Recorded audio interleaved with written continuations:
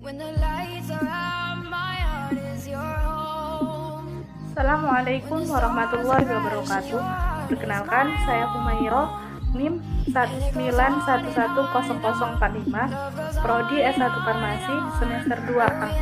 Di sini saya akan menjelaskan tentang oral Kemudian yang mengandung bahan obat pada dalam bentuk halus tidak halus. Terdispersi dalam cairan badan merupakan sistem heterogen yang terdiri dari dua fase.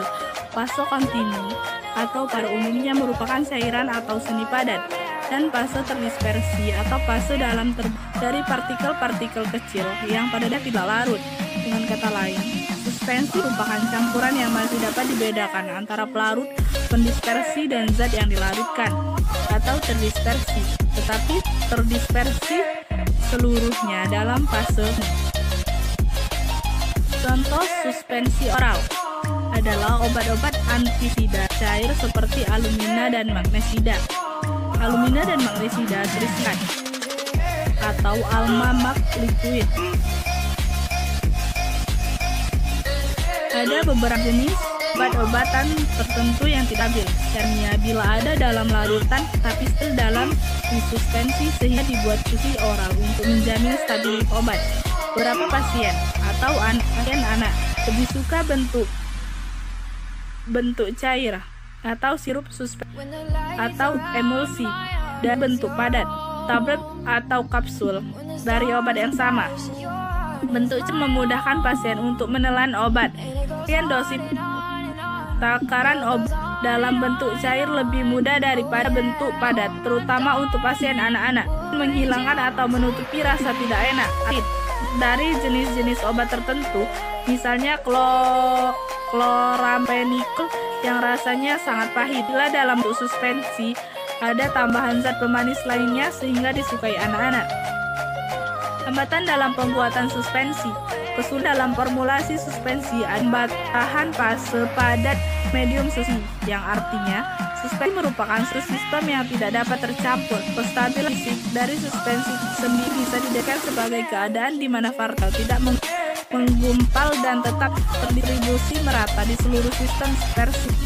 Karena keadaan yang ideal menjadi kenyataan, maka perlu untuk menambah pertanyaan bahwa jika partikel tersebut mengendap, maka partikel tersebut harus dengan mudah disuspensi kembali dengan sedikit pengocokan saja.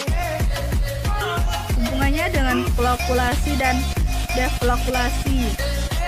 Suspensi terdiri dari dua sistem, yaitu flokulasi dan sistem deflokulasi. Dalam flokulasi atau deflokulasi, peristiwa misahnya mengendapnya fase terdisper antara fase terdisper fase pendisper terjadi dalam waktu yang berbeda. Dalam deflokulasi, terpisahnya tersebut lebih cepat dibandingkan dengan deflokulasi. Namun, endapan flokulasi didispersikan kembali, sedangkan endapan flokulasi tidak karena bentuk caking. Hal ini disebabkan oleh ukuran partikel pada suspensi yang terdeslokulasi sangat kecil, sehingga membentuk ikatan antar partikel yang erat dan padat. Bagaimana membuatnya stabil? Stabilitas sediaan suspensi dipengaruhi oleh komponen-komponen yang terdapat dalam formula tersebut. Salah satu adalah suspensi agen. Penggunaan suspensi agen bertujuan untuk meningkatkan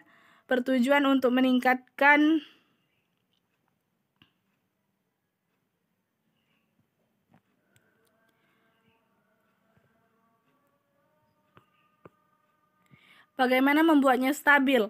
Sediaan suspensi dipengaruhi oleh komponen-komponen yang terdapat dalam formulasi tersebut. Satu, suspensi agen. Pengguna suspensi agen bertujuan untuk meningkatkan visisitas dan mempengaruhi proses endapan menghasilkan suspensi yang stabil. Suspensi stabil harus tetap homogen. Bentuk benar-benar tersi dengan baik dalam cairan. Dispersi harus halus dan tidak mengendap. Jika dikocok, endapan harus cepat terdispersi kembali. Beberapa suspensi agen yang biasa digunakan dalam persediaan suspensi adalah pulpis, gumi arabi, CMCNA, dan PGS. Beberapa alasan suspending agen karena mudah larut air, menghasilkan larutan yang kental dan tembus cahaya, tidak merubah struktur kimia alami, dan dapat menghindari Apa saja parameter pembuatan suspensi? Sedimentasi. Volume sedimentasi dimamati dari hari pertama sampai beberapa waktu. Suspensi tersebut diukur tinggi sedimen HU dan tinggi awal HO. Volume sedimentasi merupakan perbandingan antara tinggi sedimen akhir dengan tinggi suspensi awal. Viskositas ditetapkan dengan viskositometer elektrik pada suhu 25 derajat Celcius. Viskositas yang sesuai menghasilkan sediaan suspensi yang baik. Sediaan jadi mudah dihitung. Kemudian dihitung.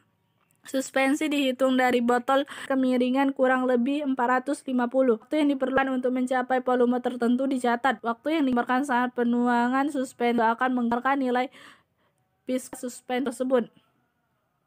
Ukuran partikel. Ukuran partikel ditentukan secara mikroskop. Ukuran partikel juga menentukan sistem suspensi pada suatu sediaan. Dispersibilitas. Suspensi yang telah dikocok dengan kecepatan tentu menggunakan alat pengocok. Perlukan untuk terdispersi kembali dicatat. Kemampuan terdispersi kembali oleh suatu sediaan merupakan parameter penting yang menggunakan stabilitas suspensi. Bagaimana peran apoteker terhadap stabilitas sediaan? Peran apoteker sebagai ahli farmasi terhadap stabilitas suatu sediaan obat sangatlah penting. Obat-obatan yang berbentuk padat hingga sediaan yang berair. Dilihat dari tingkat ketidakstabilan senyawa obat, sediaan merupakan sediaan yang cenderung tidak stabil, mudah mengalami ketidakstabilan fisik kimia. Dalam pembuatan suspensi, ada beberapa hal yang harus diperhatikan orang farmasi untuk menjaga kestabilan sediaan yang dibuat, yaitu suspensi harus tetap homogen pada suatu PD. Paling tidak pada PD antara pengocokan dan penuangan sesuai dosis yang dikehendaki. Suspensi harus untuk mengurangi kecepatan partikel yang terdispersi. Viskositas tidak boleh terlalu kental sehingga menyulitkan pada saat penuangan dari wadah. Partikel suspensi harus kecil dan seragam sehingga memberikan hasil jadi lebih baik dan tidak kasar. Bagaimana cara membedakan sediaan yang mengalami dan sediaan yang stabil? Untuk mengetahui yang mengalami kerusakan maupun sediaan yang stabil, penilaian dapat dilakukan dengan berbagai cara, yaitu secara pengujian tertentu ataupun secara visual. Kerusakan pada suspensi bila dilihat dari perubahan organoleptik, rasa, bau, dan warna terlihat. Jika ada perubahan suhu, maka terjadi perubahan kristal pada suspensi dan juga memperlambat penimbunan partikel, memperlambat laju endap zat dispersi, serta menjaga homogenitas dari partikel. Cara tersebut merupakan satu tingkat untuk menstabilitas suspensi yang diberikan untuk pasien konsumen. Cahaya matahari secara sebelum mengonsumsi obat. Pasien harus kondisi obat terlebih dahulu dengan disarankan untuk para konsumen untuk memperhatikan cara penggunaan dan penanganan obat. Untuk sediaan suspensi, dilakukan pengocokan terlebih dahulu agar homogen. Untuk penyimpanan sediaan suspensi, disimpan pada tempat yang kering, tidak terpapar, melakukan secara virtual dan memperhatikan kadaluarsa. Kesimpulan. Jadi kesimpulannya adalah suspensi adalah suatu bentuk sediaan yang membahan obat dalam bentuk halus atau tidak halus, terdispersi dalam cairan obat dan merupakan sistem heterogen dari dua fase. Terdapat suspensi oral untuk penggunaan pada oral, suspensi untuk penggunaan pada kulit, dan suspensi untuk penggunaan